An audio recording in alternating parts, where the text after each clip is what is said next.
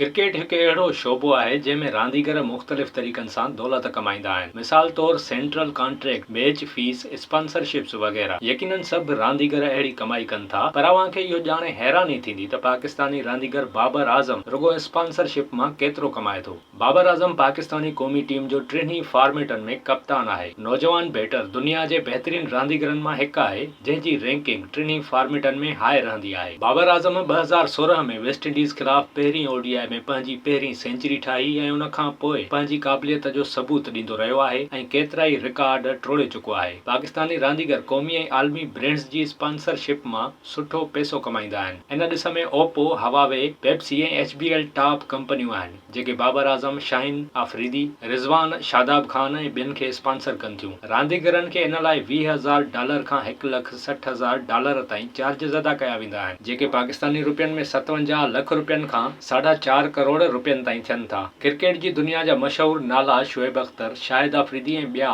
वॾियुनि कंपनियुनि जा ब्रांड एम्बेसडर आहिनि, जॾहिं त बाबर आज़म सभिनी जो महबूब रांदीगर ऐं कप्तान आहे। हू PSL, वर्ल्ड कप ऐं मैचुनि दौरान केतिरनि ई मक़बूल ब्रांड्स जो एम्बेसडर रही चुको आहे। ज़रियनि जो चवणु आहे त बाबर आज़म स्पॉन्सरशिप डील्स मां सालियानो $2.5 लख यानी 7 करोड़ रुपयनि खां वधीक पाकिस्तानी रुपया कमाया। क़ौमी टीम जे कप्तान जूं deals grey Nichols, Oppo, HBL, head and shoulders ऐं हवावे सां रहियूं आहिनि। ॿिए पासे वुमेन टीम जी ओपनर सिद्रा अमीन जो चवणु आहे त सभु रांदीगर सुठा आहिनि ऐं सभु सुठो खेॾी रहिया आहिनि, पर अॼुकल्ह बाबर आज़म ऐं मोहम्मद रिज़वान हर हंधि छायल आहिनि। हुन चयो त हू मर्दनि जी क्रिकेट वॾी शौक़ सां ॾिसंदियूं आहिनि ऐं हू बाबर आज़म ऐं मोहम्मद रिज़वान खां पुछणु चाहे थी त छा हू वुमेन क्रिकेट जूं मैचिस ॾिसंदा आहिनि या उन्हनि मां कहिड़ी रांदीगरणी खे पसंदि कनि था।